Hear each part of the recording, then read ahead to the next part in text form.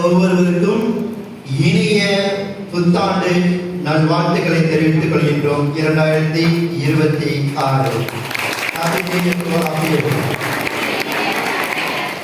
Thank you. எல்லாரும் எப்படி இருக்கீங்க? நல்லா இருக்கீங்களா? மகிழ்ச்சியா இருக்கீங்களா? சந்தோஷமா இருக்கீங்களா? அந்த சந்தோஷத்தை உங்கள் பக்கத்துல கூட பார்த்து விஷ் பண்ணி புத்தாண்டை வந்து மகிழ்ச்சியோடு கொண்டாடுங்க.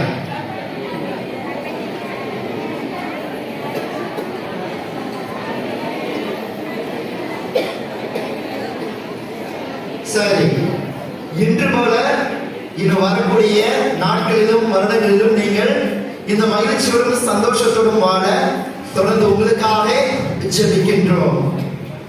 இயேசு கிறிஸ்துவின் பிரியமான சகோதர சகோதரிகளே, முன்னரே நாம் கேட்டது போல இன்றைய நாள் மிகவும் சிறப்பான நாள். மிக முக்கியமான 2 விழாக்களை நம்முடைய அன்னையாம் திருவை கொண்டாடுகின்றது. இந்த உலகளாவிய உலகம் முழு கொண்டாடி கொண்டிருக்கிறது. என்னவென்றால், முதலாவதாக அன்னை கன்னிமரியாள் இறைவனின் தாய் என்ற பெருவிழாவையும் ஆங்கில புத்தாண்டையும், இன்னும் சிறப்பாக ஆண்டவர் இயேசு கிறிஸ்துவுக்கு பெயர் சூட்டிய நாள், ஆண்டவர் இயேசு கிறிஸ்து பிறந்த 8வது நாள் விருத்த சேதனம் செய்த நாளையும், அதிலும் கூட நம்முடைய கத்தோலிக்க திருச்சபையானது வருடத்துடைய முதலாவது நாளை உலகளாவிய அமைதி நாளாக கொண்டாடுகின்றது. இவ்வாறாக இன்றைய நாள் இத்தனைய சிறப்பு அம்சங்களை கொண்டதாக இந்த நாளால் நமக்கு திகழ்கின்றது.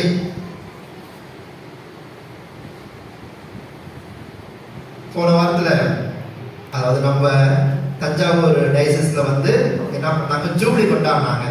அப்படிங்கும்போது தம்பதியர்கள்லாம் அங்கே போயிருந்தாங்க இல்லைங்களா, ஜூப்ளிக்கு நிறைய பேர் போயிருந்தாங்கன்னு கேள்விப்பட்டு நான் போகல.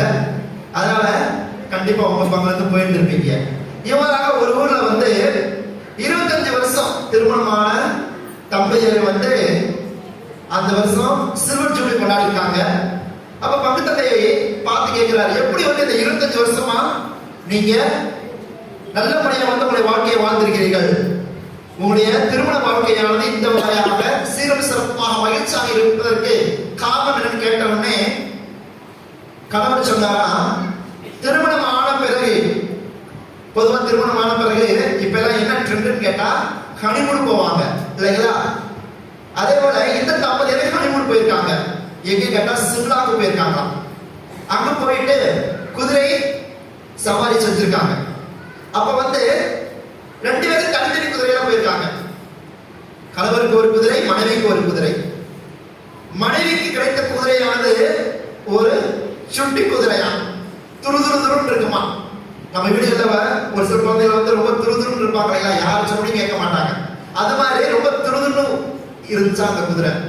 கணவருக்கு கிடைத்த குதிரையானது ஒரு சாந்தமான நல்ல ஒரு குதிரை. இவ்வாறாக அவர்கள் பயணம் செய்து கொண்டிருக்கும் பொழுது அந்த மனைவி பயணம் செய்த குதிரை வந்து சுட்டித்தனம் பண்ணதுனால குதிச்சு அவங்கள கீழே விழுக்காட்டி விட்டுச்சோம். உடனே அந்த மனைவி எந்திரிச்சு அந்த குதிரையோட வயிற்றுல டக்குனு ஒரு குத்துனாங்க. குத்திட்டு சொன்னாங்களா, இது உனக்கு முதல் மார்னிங், இதுமாதிரி இப்படி பண்ணக்கூடாதுன்னு சொல்லிட்டு திரும்பி ஏறிட்டு கொஞ்சம் தூரம் பயணிச்சிருக்காங்க. மறுபடியும் என்ன பண்ணிருக்குது, அந்த குதிரை அவங்களுக்கு கீழே விழுக்காட்டிடுச்சு. திரும்ப அந்த அம்மா எந்திரிச்சு கோபத்தோட இன்னொரு அடி போட்டுட்டு இது உனக்கு 2வது பணின்னு சொல்லி இருக்குது. திரும்பி இன்னும் கொஞ்சம் தூரம் போன உடனே திரும்பவும் அந்த குதிரை ஜம்ப் பண்ணி அவங்க கீழே உருக்காட்டிடுச்சு. அந்த அம்மாவுக்கு ஒரே கடுப்பாயி கீழே இருந்து எந்திரிச்ச உடனே அவங்க வச்சு அந்த கண்ணை எடுத்து டொப்புன்னு அந்த குதிரைய சுட்டு கொண்டுட்டாங்க. உடனே கணவர் கேட்டிருக்காரு, ஏன் அந்த குதிரை கொண்டேன்னு சொல்லி. உடனே மனைவி சொன்னாங்களா, இது உங்களுக்கு முதலாவது வாணியும் 3வது வாணியும் சொன்னாங்களாம். உடனே கணவர் அப்ப வாய மூடினவர் தான், இதுக்கு மேல வாய திறந்தோம்னா குதிரை போட்டது மாதிரி நம்மளே போட்டு தள்ளிடுறான்ட்டு அன்னைக்கு நான் வாய மூடினேன். அதனால இன்னைக்கு வரைக்கும் வாயை திறக்கவே இல்லை. அதனாலதான் என் குடும்பத்துல எப்படி இருக்கணும், சண்டை சச்சரவு இல்லாம நிம்மதியா இருக்கிறோம்னு சொன்னாராம். ஆனால் பிரியமான சகோதர சகோதரிகளே, இப்படிப்பட்ட ஒரு அமைதி தேவையில்லை குடும்பங்களுக்கு. ஒவ்வொரு குடும்பமுமே வந்து எவ்வாறாக மகிழ்ச்சி வேண்டும் என்று இன்றைய நாள், அதாவது வருடத்தின் முதல் நாளை நாம் அன்னை கன்னிமரியாளுடைய பரிந்துரையினால், அவருடைய ஆசீர்வாதத்தினால், அவருடைய வழி நடத்துவதனால் நாம் நிறைவாக வாழ வேண்டும் என்று நம்முடைய அன்னையாம் திருவை நமக்கு அழைப்புதல் விடுக்கின்றது. பிரியமானவர்களே, ஒரு ஊரிலே, ஒரு கிராமத்தில், ஒரு நம்ம ஊர்களை போலவே நிறைய ஏழை மக்கள் இருந்திருக்காங்க. அந்த ஏழை மக்களுடைய ஒருவருடைய வீடுவானது ரொம்ப கூரை வீடாக இருந்திருக்குது. அப்ப அந்த பையன் பள்ளிகளுக்கு சென்று வந்து கொண்டிருக்கிறான். அப்பொழுது சின்ன குழந்தையா இருக்கும்போது அந்த அம்மாவை கூட்டிட்டு போயிருக்கான். அதாவது பள்ளி ஆண்டு விழா கொண்டாடுவாங்க, இல்ல பேரண்ட்ஸ் மீட்டிங் வைப்பாங்க இல்லையா, அப்ப பெற்றோர்களை வர சொல்லும்போது போயிருக்காங்க. அப்ப இந்த தாய்க்கு கண்ணு குருடா இருந்திருக்குது. அப்ப மற்ற குழந்தைகள்லாம் பார்த்துட்டு அந்த பையனை கேலி செஞ்சிருக்காங்க. உங்க அம்மாவுக்கு பாரு கண்ணு குருடா இருக்குன்னு சொன்ன உடனே அந்த பையனுக்கு ரொம்ப ஹர்ட் ஆயிடுச்சான். அப்ப என்ன சொல்லியிருக்கான் அவங்க அம்மாட்ட, அம்மா இனிமேல் நீங்க பள்ளிக்கூடத்துக்கு வர வேண்டாம், ஏன்னா எனக்கு அவமானமா இருக்குது, நீங்க வந்தீங்கன்னா அது எனக்கு கேவலமா இருக்குது அப்படின்னு சொல்லி இருந்திருக்கான். அந்த தாயும் அதன் பிறகு அவருடைய பள்ளிக்கு செல்லவில்லை. ஆனால் அந்த குழந்தைக்கு தேவையான அனைத்தையுமே செய்திருக்கிறார்கள். அந்த பையனும் நல்லா படிச்சு பெரிய உத்தியோகத்துல போய் இருந்திருக்கான். தன் தாயை விட்டு வெளியூர்ல போய் இருந்திருக்கான். இந்த தாயும் அவனை சந்திக்கலாம் என்று முயற்சிக்கும் போதெல்லாம் அவன் வரக்கூடாது என்று கூறியிருந்திருக்கின்றான். கடைசியாக அவங்க உடம்பு முடியாத ஒரு சூழ்நிலை இருக்கும்போது, சரி கடைசியாக மகனை போய் பார்த்துட்டு வரோம்னா அங்கிருந்து வெளியூருக்கு அவன் இருக்க வீட்டுக்கு போய் கதவை தட்டிட்டு பார்க்கும் பொழுது அவன் பார்த்த உடனே அவன் அடையாளமே தெரியலையா, யாருன்னு தெரியாம நீ யாரும் அங்க வந்திருக்கேன்னு சொல்லி அந்த அம்மாவை கேவலமா திட்டி போன்னு சொல்லிட்டான். அந்த அம்மாலும் சரிப்பா நான் தெரியாம வந்துட்டேன், வீடு மாறி வந்துட்டேன்னு சொல்லிட்டு திரும்பி அவங்க வீட்டுக்கு வந்துட்டாங்க. அவங்க இருந்த வில்லேஜுக்கு ஒரு சில வருடங்கள் இருந்த பிறகு அந்த அம்மா இறந்துட்டாங்க. அதே போல அந்த ஊர்ல என்ன ஆச்சுன்னா, இதற்கு முன்பாக படித்த அந்த மாணவர்களுக்கு அலுவலி கொண்டாடிருக்காங்க. அப்ப இவரையும் வரவேற்று இருந்திருக்காங்க. இவரும் பெரிய உத்தியோகத்தில் இருந்திருக்காரு, நல்ல ஒரு வேலை வாய்ப்பு இருந்ததுனால அந்த பையன் வராரு. அந்த விழாவில் கலந்து கொள்ளும் பொழுது கூறியிருக்கிறார்கள், இந்த ஊர்ல தான் அவங்க அம்மாவும் இருந்தாங்க அப்படின்னு சொன்னோடனே அப்பதான் அவனுக்கு சரி நம்ம போய் பார்க்கலாம்னு பார்க்கும்போது அந்த வீட்டுல அம்மா இல்லை, அம்மா இறந்துட்டாங்க. சரி வெளி வீட்டை பார்க்கும்பொழுது அந்த டைரி இருந்திருக்கு. அந்த டைரி எடுத்து வாசிக்கிறான். அப்ப அந்த டைரியில எழுதி இருந்துச்சான், இவ்வாறாக அந்த பையன் சிறு வயதில் இருக்கும் பொழுது ஓடும் பொழுது கீழே விழுந்து அவனுக்கு ஒரு கண்ணானது குருடாகி விட்டது. அதனால தன்னுடைய மகன் பள்ளிக்கு செல்லும் பொழுது மற்றவர்கள் அவரை கேலி செய்யக்கூடாது என்பதற்காக இந்த தாய் தன்னுடைய கண்ணையை அந்த மகனுக்காக தியாகம் செய்திருக்கிறார். அதை அந்த டைரியில் எழுதி வச்சிருந்தது பார்த்துட்டோன்னே வாஸ்து பார்த்து அவன் கண் கலங்கி தன் தாயை எவ்வாறு நான் அவமதித்தேன், ஆனால் எனக்காக என்னுடைய தாய் இவ்வளவு பெரிய தியாகம் செய்திருக்கிறார் என்று அவன் வருத்தப்பட்டு நொந்து போனானாம். அப்பரியமான சகோதர சகோதரிகளே, இந்த உலகத்தில் யாராவது தாய் பிடிக்காது என்று கூற முடியுமா? எனக்கு தாயை பிடிக்காது அப்படின்னு யாராவது சொல்ல முடியுமா?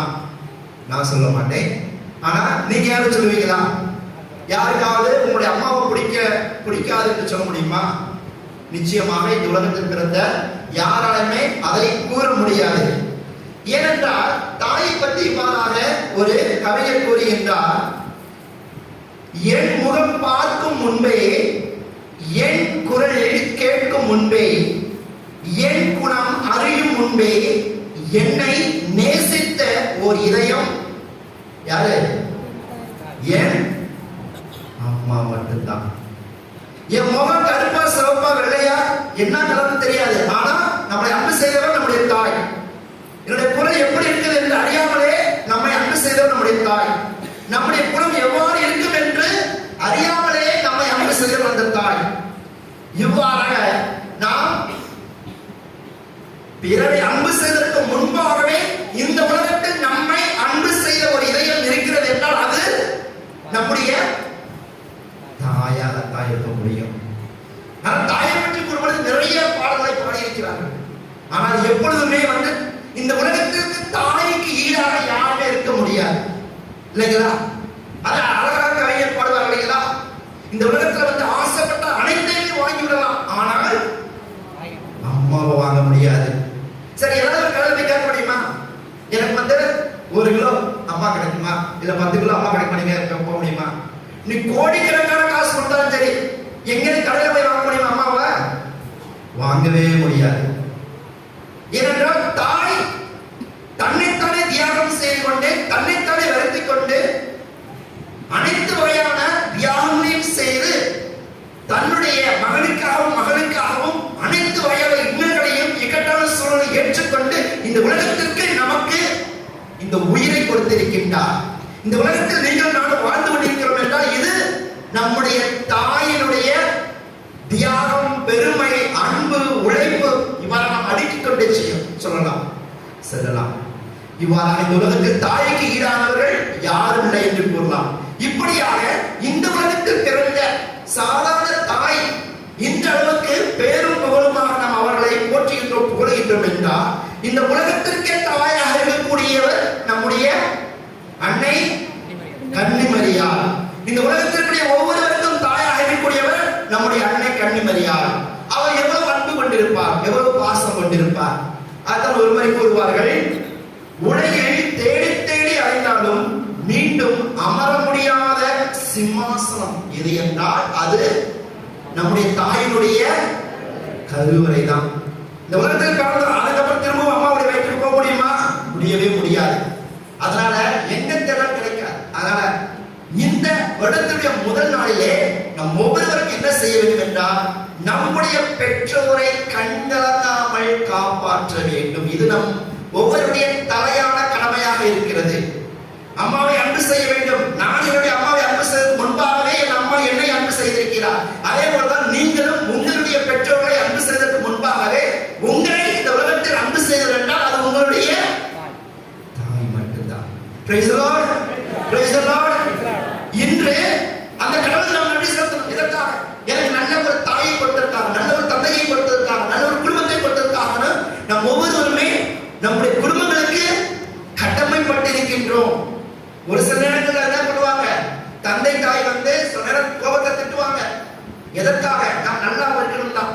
பொதுவா இப்ப இருக்கக்கூடிய குழந்தைகளுக்கும் இளைஞர்கள் இளம்பெண்களுக்கெல்லாம் சில நேரத்துல பெற்றோர் ரொம்ப கண்டிப்பா இருந்தா பிடிக்காது. ஐயோ அவரு சுடுமூச்சிக்காரு, இது கட்டாலும் திட்டுவாரு, இது செய்யாத அதை செய்யாதீங்க அப்படிங்குவாங்க. எதற்காக பெற்றோர்கள் தன்னுடைய குழந்தைகளை இவ்வாறு வளர்க்கிறார்கள் என்றால் நாளைய தினம் இந்த குழந்தையானது பெரியவர்களாக வந்த பிறகு நல்லவனாக, வல்லவனாக, சிறந்தவனாக இந்த சமுதாயத்தில் இருக்கும் பொழுது இந்த குழந்தை இவருடைய பெற்றோர்கள் தான், இந்த குழந்தைகளுடைய தந்தை